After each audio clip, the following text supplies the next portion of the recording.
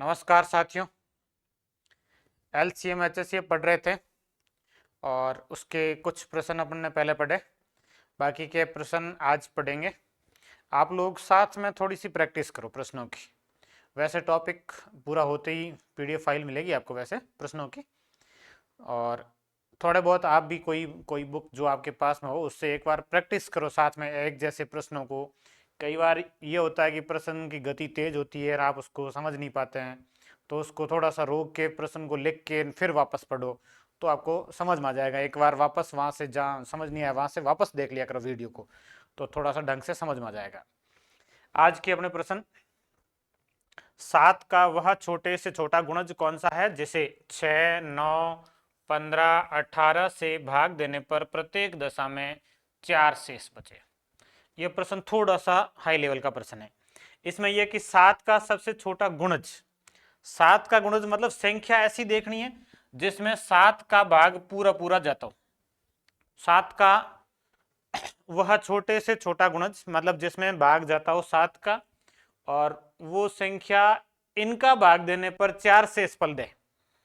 मतलब इन संख्याओं का भाग पर 4 शेषफल और 7 का भाग पूरा जाना चाहिए। दो कंडीशन दे रखी है। ऐसे प्रश्नों के लिए बेस्ट तरीका यह रहता है कि आप ऑप्शन से कर लें कि 4 ऑप्शन होते हैं, हल कर लीजिए। अब ये जैसे प्रश्न में ऑप्शन लिखे ही नहीं है अपने यहाँ, तो अपने को प्रश्न हल करना पड़ेगा। बाकी ऑप्शन में से 4 ऑप्शन में से एक आध ऑप्शन ही ऐसा होगा जिसमें 7 का भाग जाएगा। जब भी ये प्रश्न आए आपको सीधा करना कि 4 जो ऑप्शन दिए होंगे उसमें से वो संख्या देख लो जिसमें 7 का भाग जाए। यदि संख्या 2 ऐसी हो जाए तो अलग बात है, बाकी नहीं होगा। 7 का भाग जाने वाली एक ही संख्या होगी। जब भी ऐसा प्रश्न आया तो वह यह ध्यान रखना है कि 7 का भाग पूरा जाए, शेषफल 0, इनके भाग पर शेषफल क्या होना चाहिए, 4 होना चाहिए। तो इसका तरीका यह रहता है कि आप सबसे पहले इन संख्याओं का एलसीएम ज्ञात करेंगे। 6, 9, 15, 18, 6, 9, 15, 18 का एलसीएम आएगा 180। 6, 9, 15 और 18 का एलसीएम क्या आएगा, 180। 180 में 6 का भाग, 9 का भाग, 15 का और 18 का 90 में भी जा रहा है, एलसीएम आ जाएगा 90। 15 का भाग जा रहा है 18, 9, 6 सभी का ही भाग जा रहा है। इन संख्याओं का जो एलसीएम आएगा वो क्या आएगा, 90 आएगा। अब आपको 90 का गुणज लेना है और उसमें 4 शेष बच रहे हैं तो 4 जोड़ने। तो सबसे पहले जैसे अपन ने 90 लिया और 4 शेषफल इसके अंदर जोड़ेंगे, 90 × 4 कितना हो जाएगा, 94 हो जाएगा। अब आपको देखना है कि 94 के अंदर 7 का भाग जा रहा है कि नहीं जा रहा। भाग जा रहा है तो सही है, नहीं तो फिर आगे दूसरा गुणज लेना पड़ेगा। तो इसमें ऑप्शन नहीं होते तो थोड़ी सी दिक्कत आती है। अब 90 के बाद दूसरी संख्या, 90 का दूसरा गुणज आएगा 180। 180 में 4 जोड़ेंगे, 184। 184 में 7 का भाग जा रहा है कि नहीं जा रहा है। फिर अगला तीसरा गुणज 9 तिया 27, 270। फिर 4 जोड़ेंगे, ये हो जाएगा 274। क्या 7 का भाग जा रहा है कि नहीं जा रहा है। फिर अगला गुणज 359। 360 में 4 जोड़ेंगे तो 364। 7 का भाग जा रहा है कि नहीं जा रहा है। और इस प्रश्न के जैसे ये चारों ऑप्शन होते हैं। अब 7 का भाग कौन सी संख्या में जा रहा है, पहले में जाता तो हो जाता, लेकिन यहाँ नहीं जा रहा है। 94 में नहीं जा रहा 7 का भाग, क्योंकि 91 में जाएगा, 3 शेष बच जाएगा। इसमें 7 का भाग देंगे तो 14 में जाएगा, 4 बचेगा, 44 में फिर भाग नहीं जाएगा। इसमें भाग देंगे 7 × 21, शेष बचेंगे 6। 64 में 7 नहीं जा रहा है। इन तीनों संख्याओं में 7 का भाग नहीं जा रहा है। इसमें जब 7 का भाग देंगे 364 में तो 7 का भाग जाएगा पूरा पूरा 5 बार। 7 × 5 = 35, एक शेष बच गया, उधर से लिख लिया 4। 7 का भाग 2 बार, यह 34।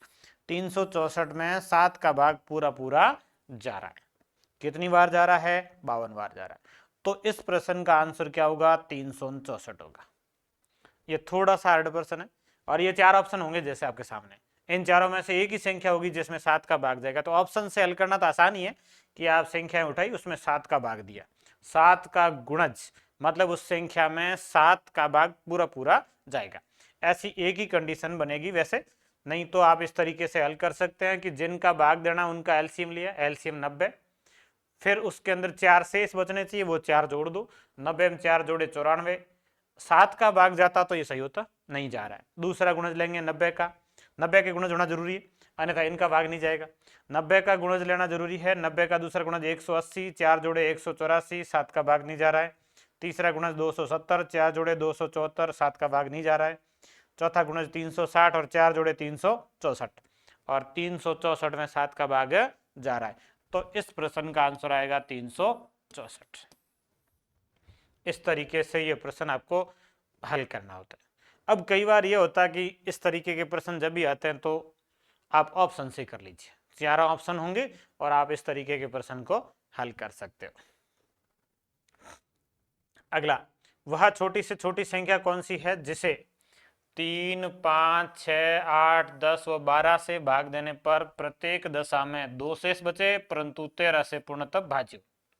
सेम प्रश्न है, 13 से पूर्णतः भाज्य हो मतलब 13 का भाग पूरा पूरा जाना चाहिए, और इनके भाग पर कितना शेष बचना चाहिए, 2 शेष। ये पिछला प्रश्न जो है वो सेम है।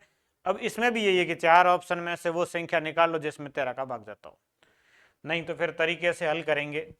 तो इन जो संख्याओं का भाग देना, इन संख्याओं का एलसीएम ज्ञात करेंगे। 3, 5, 6, 8, 10 और 12। 5 10 में आ जाएगा, 3 6 में आ जाएगा, 6 8 10 12 का एलसीएम लेंगे तो 12 10 6 8 120 आएगा। इन संख्याओं का लेना एलसीएम। एलसीएम कितना आ रहा है, 120। एलसीएम ज्ञात करना सीखा, वैसे बहुत सारी क्लासों में अपन यही सीखे। तो इन संख्याओं का एलसीएम 120 है। अब भाग देने पर जो शेष फल उसको जोड़ना है, 120 और इसके साथ में कितना जोड़ेंगे, 2 जोड़ेंगे। 120 और 2 जोड़ के 122, और इसके अंदर 13 का भाग दे के देखना है भाग जा रहा है कि नहीं जा रहा है। अब यहाँ समस्या आएगी, चौथे गुणज तक इसमें भाग नहीं जाएगा, काफ़ी सारे लिखने पड़ेंगे। 122 और 122 में 13 का भाग नहीं जा रहा। फिर आप इनके आगे गुणज लिखेंगे, 120 का 12 2 24, 12 3 36, 12 चौका 48, 12 पंजे 60, 12 छंग 72, 12 7 84, 12 8 96। ये 120 के गुणज आपको लिखने पड़ेंगे।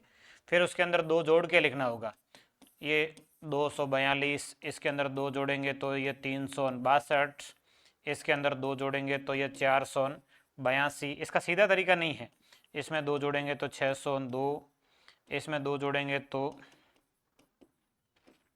722, इसमें 2 जोड़ेंगे तो 842, इसके अंदर 2 जोड़ेंगे तो 962।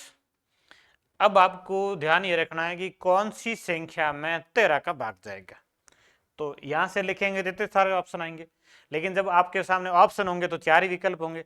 तो 4 में से आप वो देख लीजिए जो इनके में से आ रहा हो और उसके अंदर 7 का भाग जा रहा हो। तो उन चारों में से ही देखना है, यहाँ इतनी सारी संख्या लिखने की आपको आवश्यकता नहीं रहेगी। ये 962 है, इसके अंदर 13 का भाग जा रहा है। 13 का भाग देंगे, 13 7 91, शेष बचेगा 5 और 2 इधर से लिखेंगे, 13 चौके 52। तो कौन सी संख्या है जिसमें 13 का भाग जा रहा है, 962। तो इसका आंसर 962 आएगा। तो आप प्रश्न को ऑप्शन से हल कर लेना। ऑप्शन में 4 होंगे, चारों में से एक संख्या 962 होगी। यहाँ इतनी सारी संख्या, इन सब में 13 का भाग नहीं जा रहा, भाग दे के आप देख सकते हैं, इनमें से किसी में भाग नहीं जा रहा, 962 में ही भाग जा रहा है। तो इसका जो आंसर होगा वो 962 होगा। अगला प्रश्न, अब सरल सरल प्रश्न है, एलसीएम के हार्ड हार्ड जो प्रश्न थे वो हो गए। 4 घड़ियां जिनमें क्रमशः 20, 25, 30 व 40 सेकंड के अंतराल से अलार्म बजता है। यदि प्रातः 5:45 पर सभी घड़ियों में एक साथ अलार्म बजता है तो अगली बार कितने बजे सभी घड़ियों में एक साथ अलार्म बजेगा। जब ये प्रश्न घड़ी वाला आता है, ये घड़ी टॉपिक रीजनिंग में भी आता है, यहाँ एलसीएम में भी आता है। इसमें आपको इन संख्याओं का एलसीएम लेना है, जो समय दे रखा उसका एलसीएम लेंगे। समय में 20, 25, 30 और 40, इन संख्याओं का एलसीएम लेना सबसे पहले। तो अपना एलसीएम लेते हैं, 2 का भाग देंगे, 20 में 10, 25 में नहीं जा रहा है, 30 में 15, 40 में 20। फिर 2 का भाग 10 में 5, 25 में नहीं जा रहा है, 15 में नहीं जा रहा है और 20 में जाएगा 10 बार। फिर 2 का भाग 5, 25, 15 और 5। अब भाग देंगे 3 का, 5, 25, 5 और 5। अब केवल 5 बचा है, 5 का भाग 2 बार देंगे तो 25 भी क्लियर हो जाएगा। और इन संख्याओं का गुणा 5 गुणा 2 10, 5 गुणा 2 10, 3 गुणा 2 6, 6 ये 10 10 2 बार मतलब 100, 600 आ जाएगा। तो इसका जो एलसीएम आएगा वो आएगा 600 सेकंड। मात्रक इसका क्या था? सेकंड था। 600 सेकंड के बाद सभी घड़ियों में एक साथ अलार्म बजेगी वापस। अब ये 600 सेकंड इसमें जोड़ लेने। पहले का जो समय है वो है आपका 5:45। इसके अंदर आप 600 सेकंड जोड़ेंगे। अब पहले आप 600 सेकंड को मिनट में कन्वर्ट कर लो, तो 1 मिनट में 60 सेकंड होते हैं, इसलिए 60 का भाग देंगे तो ये मिनट में बदल जाएगा। 600 में 60 का भाग जाएगा 10 बार, तो 600 सेकंड का मतलब हुआ 10 मिनट। मतलब 10 मिनट बाद सभी घड़ियों में एक साथ अलार्म बजेगी। पिछली बार कब बजी है? 5:45 पे, और इसके साथ में 10 मिनट और कन्वर्ट हो जाएंगे तो ये हो जाएगा 5:55। प्रातः 5:55 पर सभी घड़ियों में एक साथ अलार्म बजेगी। जब भी घड़ी वाला प्रश्न आता है, आप जो समय दे रखा उसका एलसीएम ध्यान रखना है मात्रक का। ये 600 मिनट लिखते तो गलत हो जाता, 600 सेकंड है, इसलिए 600 सेकंड है, फिर उसको मिनट में कन्वर्ट करेंगे, 60 का भाग देंगे 10 मिनट, 10 मिनट इसमें जोड़ दो, 5:45, 10 जोड़ते ही 5:55।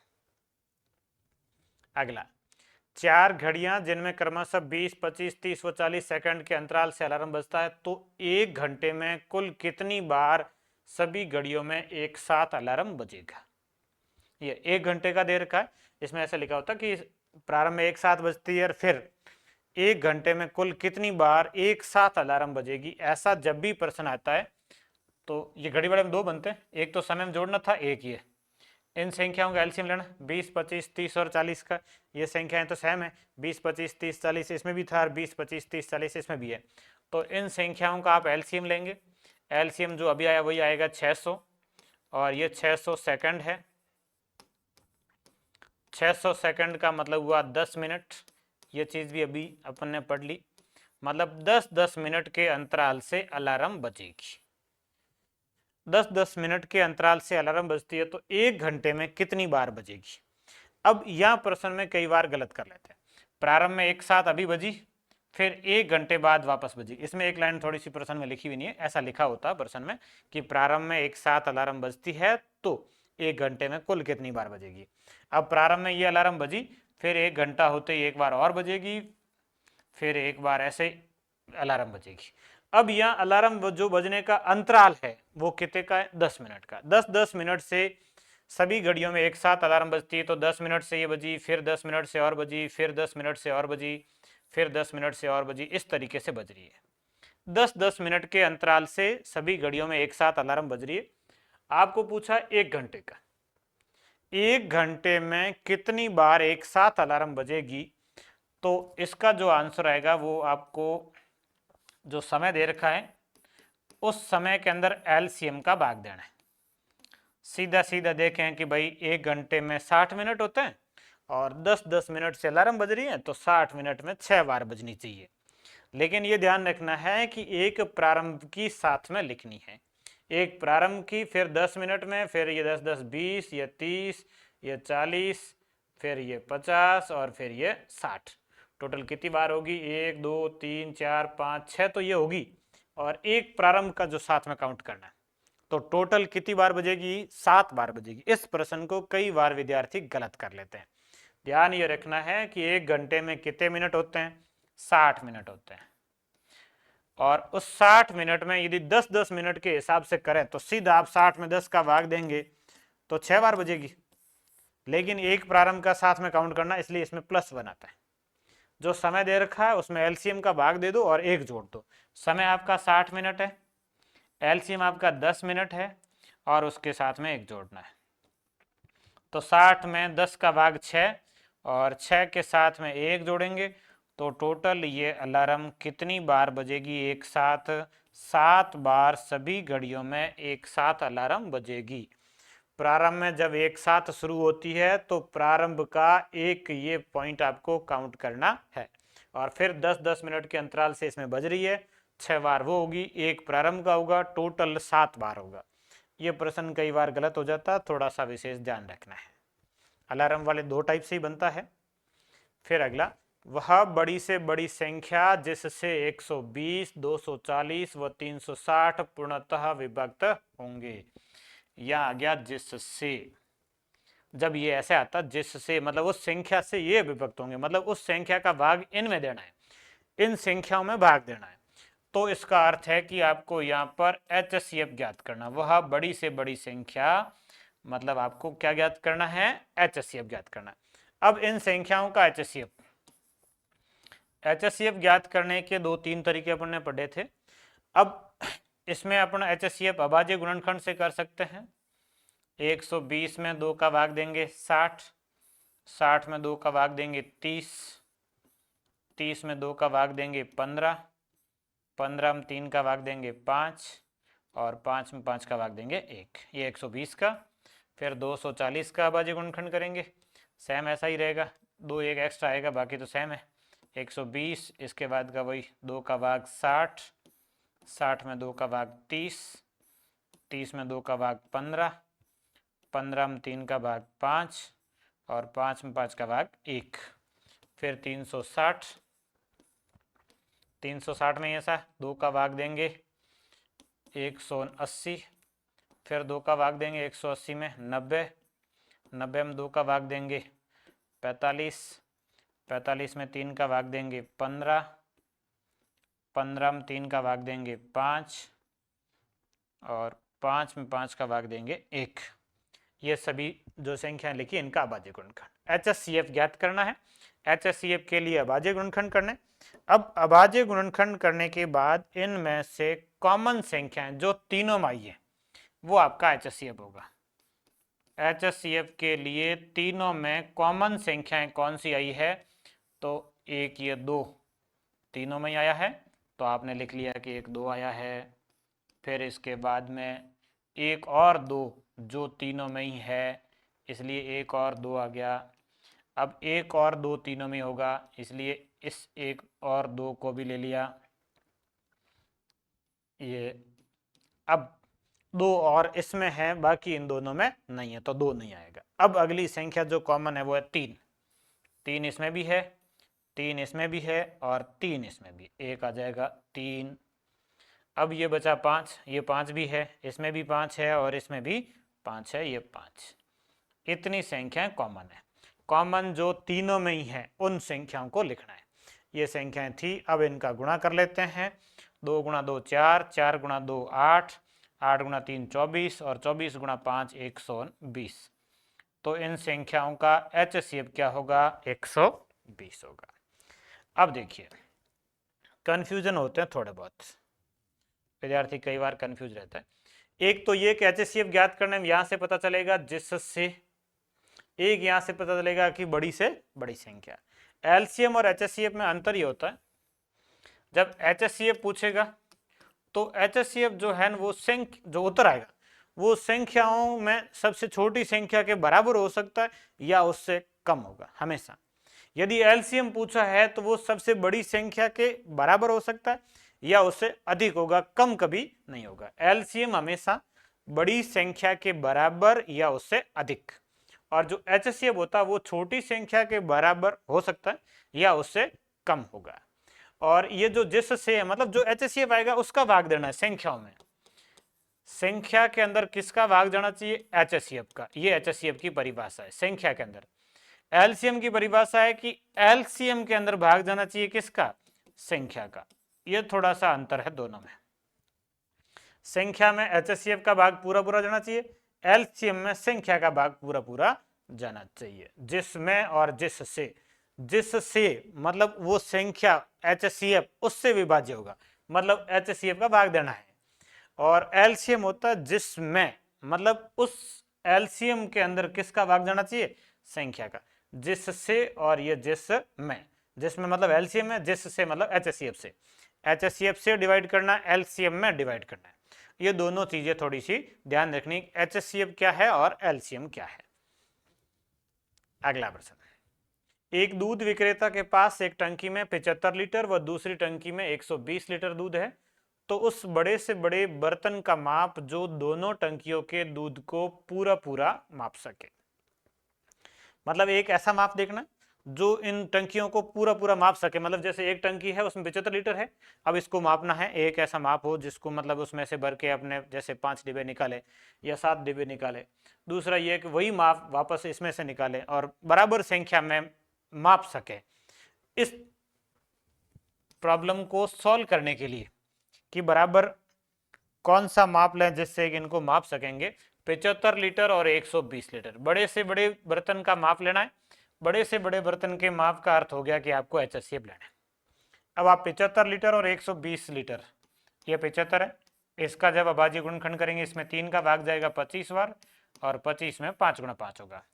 और फिर जो 120 है ये 15 8 120, 2 का भाग जाएगा 3 बार ऐसे, फिर 3 और 5, ये इनके अभाज्य गुणनखंड है। 75 और 120 के अभाज्य गुणनखंड आप कर सकते हैं। वैसे चीजें समझ आ गई आपको। अब इन संख्याओं का HCF जो होगा इनमें कॉमन है, वो इनमें कौन कौन सी संख्याएं कॉमन आई है?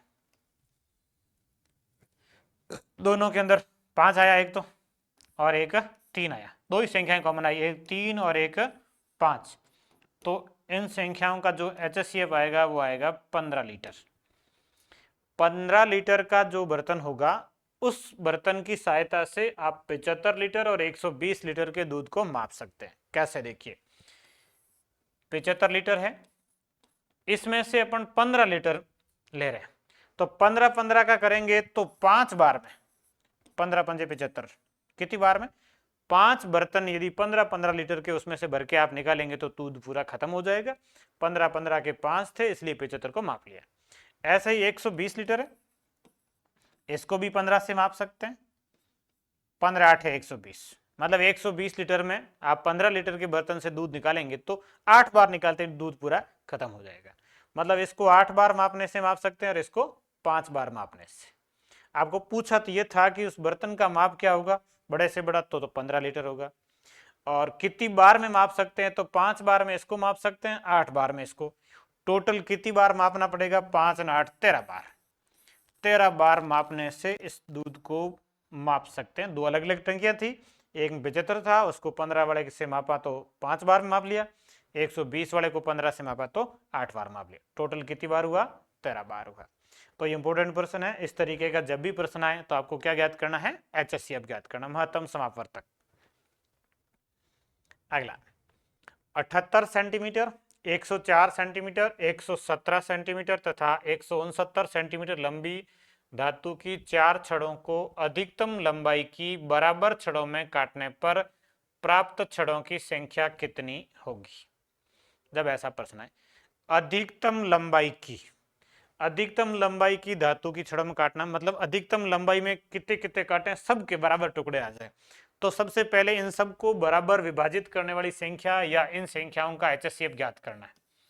78 सेंटीमीटर, 104 सेंटीमीटर, 117 सेंटीमीटर और 169 सेंटीमीटर, इन सब का HCF ज्ञात करेंगे। सबसे पहले HCF ज्ञात करने के लिए अभाज्य गुणनखंड करेंगे। 169 का तो 13 गुणा 13 है, यह 13 9 में 17, मतलब 3 गुणा 3 गुणा 13। यहाँ से पता चल गया दोनों में कॉमन क्या आना है, 13 आना है। HCF क्या आएगा, 13 आएगा।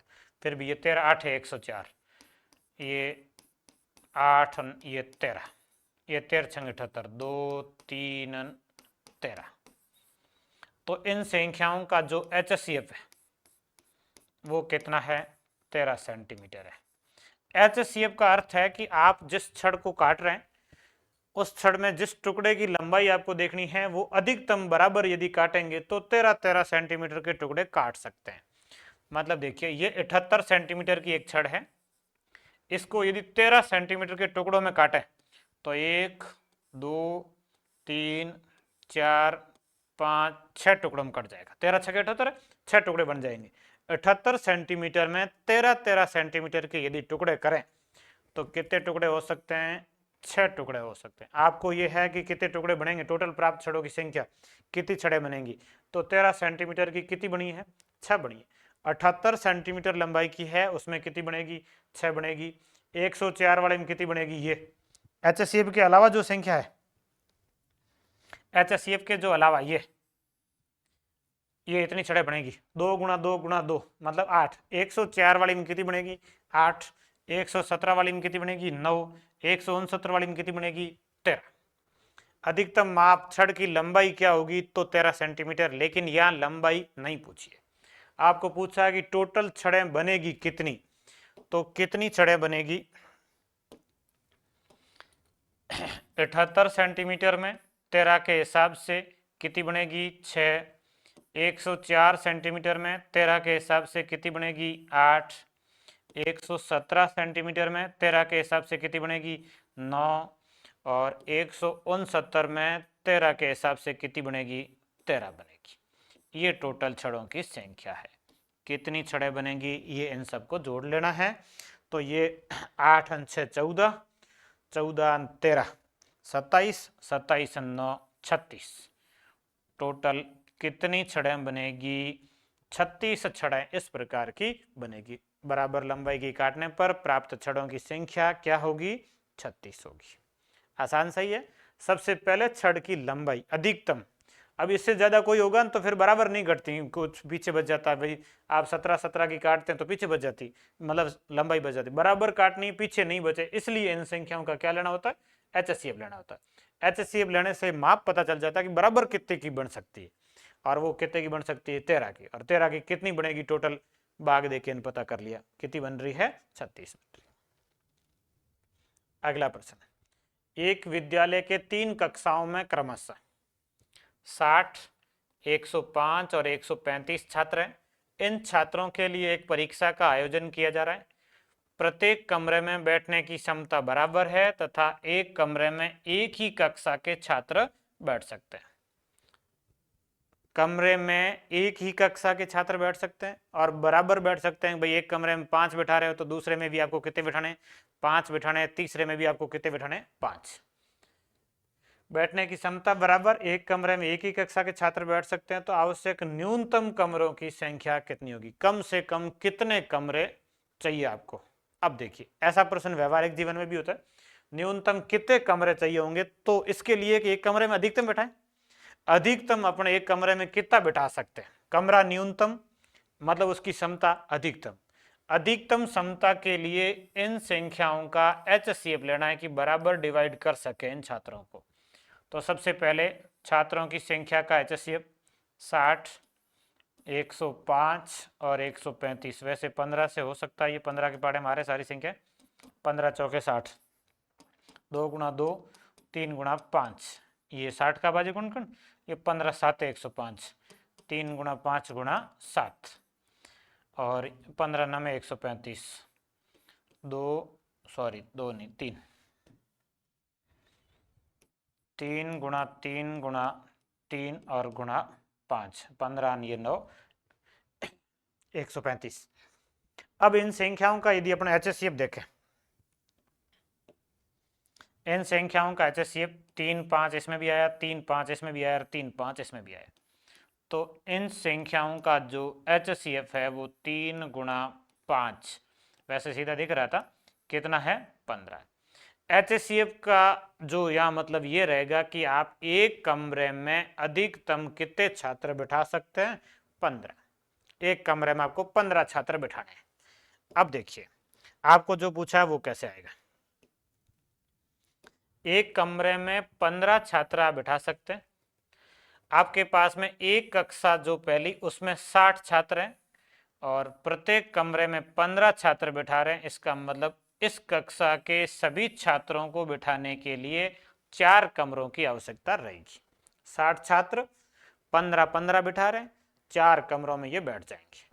फिर 105 छात्र प्रत्येक कमरे में कितने बिठाएंगे 15, और ये 15 7 105 मतलब 7 कमरों में आप 105 छात्रों को पूरा बिठा सकते हैं। फिर 135 छात्र तीसरी कक्षा में और प्रत्येक कक्षा में 15 बैठ रहे हैं। तो कितने कमरों की आवश्यकता होगी 9 कमरों की आवश्यकता होगी। 9 कमरों 15 9 में 135, 9 कमरों में ये बैठ जाएंगे, 4 में ये बैठ जाएंगे, 7 में ये बैठ जाएंगे। अब टोटल कितने कमरों की आवश्यकता हुई, तो इन तीनों का योग कर लीजिए। इन तीनों का योग, ये कमरों की संख्या। 7 और 4 11 9 20। कुल कितने कमरों की आवश्यकता है? 20 कमरों की। यदि 20 कमरे होंगे तो आप इन सभी छात्रों को अलग अलग कक्षावार बराबर संख्या में बैठा के परीक्षा का आयोजन करवा सकते हैं। ये व्यवहारिक जीवन में भी ऐसे प्रश्नों की उपयोगिता रहती है। HCF से आप इस प्रश्न को आसानी से कर सकते हो। अगला, वह बड़ी से बड़ी संख्या कौन सी है जिसके द्वारा 127 व 185 को विभाजित करने पर क्रमशः 7 व 5 शेष बचे? बड़ी से बड़ी संख्या HCF ज्ञात करना। अब HCF में जब ऐसे प्रश्न आते हैं, एक संख्या आपकी 127 है और एक संख्या 185 है, इनको विभाजित कर रहे हैं। 127 वाले में 7 शेष बचना चाहिए, 185 वाले में 5 शेष बचना चाहिए। तो ये जो शेषफल है इनको पहले घटा लो। HCF के ऐसे प्रश्नों में जो संख्या उसका शेषफल पहले घटा लो। 127 में से 7 घटाएंगे तो 120 बचेगा, 185 में से 5 घटाएंगे तो 180 बचेगा। 120 ने 180। अब आपको इन दोनों संख्याओं का HCF लेना है और वो आपका आंसर होगा 120 और 180 का। तो HCF ज्ञात करने के लिए अभाज्य गुणनखंड करेंगे। 120 15 8 है, 8 मतलब 2 आएगा 3 बार, उसके बाद 15 मतलब 3 और 5, ये 120 का अभाज्य गुणनखंड। 180 36 पंजे 180, 2 गुणा 2 3 गुणा 3, 9 चौके 36 हो गया, 5 से गुणा करते 180 हो जाएगा। ये अभाज्य गुणनखंड। अभाज्य गुणनखंड आप जैसे करना चाहो कर सकते हो। अब इन दोनों संख्याओं में कॉमन है वो आपका HCF है। क्या क्या कॉमन आ रहा है? 2 बार 2 कॉमन आ रहा है, 1 बार 3 कॉमन आ रहा है, 1 बार 5 कॉमन आ रहा है। तो इन जो संख्याओं का HCF है वो 2 गुणा 2 गुणा 3 गुणा 5, 15 चौके 60। इन संख्याओं का HCF क्या आएगा? 60 आएगा। तो ये आपका आंसर है 60। जो शेषफल है उसको पहले घटाना, ध्यान रखना। बड़ी से बड़ी संख्या से पता चल गया HCF है, शेषफल को पहले घटा लो, शेष बची संख्याओं का HCF लेना 60। और सीधा देखो 60 का भाग दो 127 में, 7 बचेंगे, और 185 में 5 बचेगा क्योंकि 180 में भाग जा रहा है। ऑप्शन से कर सकते हैं। 60 का भाग 127 में दिया, 60 का भाग 185 में दिया। 127 में जब आप 60 का भाग देंगे तो 2 बार जाएगा 120, कितने शेष बचेंगे? 7, यही कह रहा था 7। फिर आपका 185, इसके अंदर 60 का भाग देंगे तो भाग जाएगा 3 बार, 6 3 18, 180, कितने शेष बचेंगे? 5 बचेंगे। तो 127 में 7 बचना चाहिए, 185 में 5। तो ये ऑप्शन से भी कर सकते थे, नॉर्मल सा है। शेषफल पहले घटाया, शेष संख्याओं का HCF लिया, किया जा सकता है। अगला, वह बड़ी से बड़ी संख्या कौन सी है जिससे 187, 233 और 279 को भाग देने पर प्रत्येक दशा में समान शेष बचे? इस तरीके का जब प्रश्न आए, ये एक और विशेष प्रश्न है HCF का। 187, 233, थोड़ा सा आपको भाई इन प्रश्नों में याद रखना होगा, और 279, ये 3 संख्या हैं। समान शेषफल की स्थिति का जब आए तो आपको इन संख्याओं का अंतर लिखना है, इन दोनों का अंतर, 187 और 233 का बारी बारी से अंतर लिखना, फिर इनका अंतर लिखना है, और फिर इन दोनों का अंतर लिखना है, बारी बारी से तीनों सेट में प्रत्येक दो संख्याओं के बीच का अंतर लिखना है। 187 और 233 का अंतर, 233 में से 187 घटा लीजिए, 13 में से 7 घटाएंगे तो 6 बचेगा, और फिर हासिल लीजिए 12 में से 8 घटाएंगे तो 4, इनका अंतर आएगा 46। फिर यही सेम 9 में से 3 घटा लीजिए 6, और 7 में से 3 घटा लीजिए 4, इनका अंतर भी 46। तो 46 46 इन दोनों का अंतर हो जाएगा 92। ये अंतर ज्ञात करना है। इस प्रश्न में आपको अल्टरनेट अंतर ज्ञात करना है, और जो अंतर आ रहा है उस अंतर का HCF लेना है। ऑप्शन से तो यही जा सकता है, ऑप्शन से भाग दे के पता चल जाएगा बराबर शेषफल है, लेकिन उससे अच्छा है कि आप डिफरेंस ज्ञात कर लो और जो अंतर है उसका HCF। अंतर क्या क्या है? एक तो है 46 और एक 92, इन संख्याओं का HCF। और बड़ी संख्या में छोटी संख्या का यदि भाग जाता है तो वो उनका HCF होता है। बड़ी संख्या में छोटी, 92 में 46 का भाग जा रहा है, तो इन संख्याओं का जो HCF आएगा वो कितना आएगा, 46 आएगा। 46 का भाग 92 के अंदर जा रहा है, पूरा पूरा जा रहा है। ये 46, ये 46, 46 46 92 हो रहे हैं, 92। बड़ी संख्या में जब छोटी संख्या का भाग जाए तो छोटी संख्या HCF, और बड़ी संख्या में छोटी संख्या का भाग जा रहा है तो जो बड़ी संख्या है वो LCM। ये ध्यान रखना है, इनका LCM 92 होगा, HCF 46 होगा। इस तरीके जब भी प्रश्न आए, बड़ी संख्या में छोटी संख्या का भाग जा रहा है तो छोटी संख्या HCF, बड़ी संख्या LCM हमेशा। जैसे 4 और 8 है, बड़ी संख्या, इसमें छोटी संख्या का भाग जा रहा है तो ये HCF है, ये LCM है। जैसे 20 और 100, 100 में 20 का भाग जा रहा है तो इनका HCF 20 होगा, LCM 100 होगा।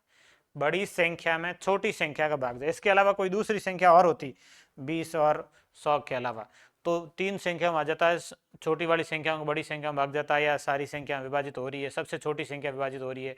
तो जैसे 3, 6, 12 लिखा हो।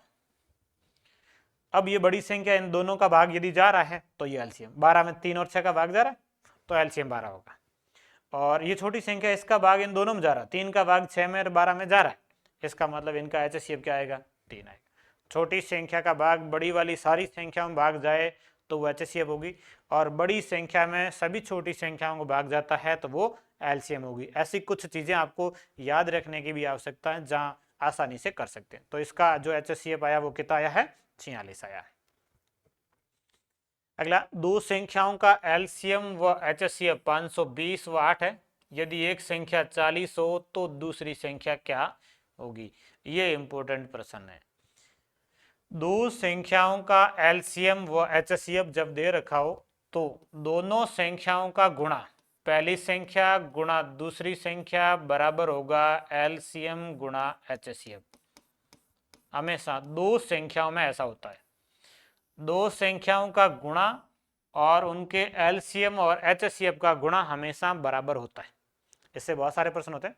दो संख्याओं का गुणा और उनके LCM और HCF का गुणा हमेशा बराबर होता है। दो संख्याओं में एक संख्या आपको दे रखी है, जैसे मान लीजिए पहली संख्या 40 है, दूसरी संख्या आपको ज्ञात करनी है, बराबर LCM इनका 520 और इनका HCF कितना है, 8। तो ये आपके दूसरी संख्या ज्ञात करने के लिए 520 गुणा 8 और इसमें भाग देंगे किसका, 40 का। ये 0 काट दो और 4 का भाग इधर 8 में चला जाएगा 2 बार, और जो सेकंड संख्या है 52 गुणा 2 कितना आ जाएगा, 104 आ जाएगा। दूसरी संख्या क्या होगी, 104 होगी। इस तरीके से कर सकते हैं। ये इंपॉर्टेंट प्रश्न है। दो संख्याओं का गुणा और उनके LCM और HCF का गुणा हमेशा बराबर होता है। एक संख्या 40, दूसरी संख्या बराबर LCM 520 गुणा HCF 8, और दूसरी संख्या ज्ञात करने के लिए इस 40 का इधर भाग दे दिया, 0 कट गया, 4 8 से कट गया 2 बार, 2 का 52 से गुणा 104। ये इसका आंसर आएगा 104। ये दो संख्याओं का गुणनफल 360, यदि इनका HCF 4 है तो LCM क्या होगा, यही सेम कि पहली संख्या गुणा दूसरी संख्या बराबर LCM गुणा HCF, ये ऐसा होता है। अब दोनों का गुणा करके दिया हुआ, इन दोनों का गुणा कितना है, 360 है। LCM आपको दिया हुआ है नहीं, HCF दिया हुआ है कितना, 4। इस 4 का उधर भाग दे दो, आपका LCM आ जाएगा। LCM बराबर 360 बटे 4, 360 में 4 का भाग, 9 चौके 36, 90 बार। तो इन संख्याओं का LCM क्या होगा, 90 होगा। यदि ऐसा कोई प्रश्न आए तो आप इस तरीके से कर सकते हैं। वैसे संख्याओं की दृष्टि से देखें तो ये प्रश्न सही नहीं है, क्योंकि LCM हमेशा HCF का गुणज होता है और 90 में 4 का भाग नहीं जा रहा है, तो ये थोड़ी सी प्रश्न कैलकुलेशन के हिसाब से सही नहीं है। इसको अपन थोड़ा सा चेंज कर लेते हैं। 360 की जगह दूसरी संख्या लिख लेते हैं,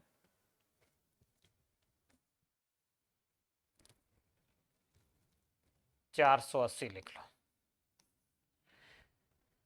360 में नहीं जा रहा है, 480 थोड़ा सा प्रश्न गलत है, इसलिए इसको वापस लिख लेते हैं कि बाकी उत्तर तो ऐसे ही आएगा, लेकिन ऐसा संख्याओं की दृष्टि से होता नहीं है। तो दोनों संख्याओं का गुणा 480 बराबर एलसीएम गुणा एचसीएफ कितना है 4, 4 का वो उधर भाग दे दो, एलसीएम 480 बटे 4, 48 में 4 का भाग 12, 120, ये एलसीएम। ये प्रश्न सही होगा। उसमें ये होता है कि जो एलसीएम है उसके अंदर एचसीएफ का हमेशा भाग जाता ही है। यदि ऐसा नहीं होता तो फिर संख्याओं में कहीं ना कहीं मिस्टेक है। एलसीएम में एचसीएफ का भाग जाएगा ही। पिछले में अपने एलसीएम 90 आया था, उसमें 4 का भाग नहीं जा रहा है, 90 में 4 का भाग नहीं जा रहा, तो ऐसा नहीं हो सकता, कभी नहीं हो सकता जिनका एचसीएफ 4 है उनका एलसीएम 90 नहीं हो सकता। एलसीएम हमेशा एचसीएफ का गुणज होता है। एलसीएम हमेशा एचसीएफ का गुणज होता है। इसका अर्थ है कि जो एलसीएम है उसके अंदर एचसीएफ का भाग पूरा पूरा जाना चाहिए। एलसीएम में यदि एचसीएफ का भाग देंगे तो ये भाग पूरा पूरा जाना चाहिए, एक प्राकृत संख्या ही आनी चाहिए हमेशा। एलसीएम में एचसीएफ का भाग पूरा जाएगा, और 120 में आप 4 का भाग दे दो, भाग पूरा पूरा जा रहा है 30 बार, तो ये हो सकता है। तो इस तरीके के ये कुछ प्रश्न अपन हल किए हैं, और शेष प्रश्नों को अपन अगली क्लास में हल करेंगे।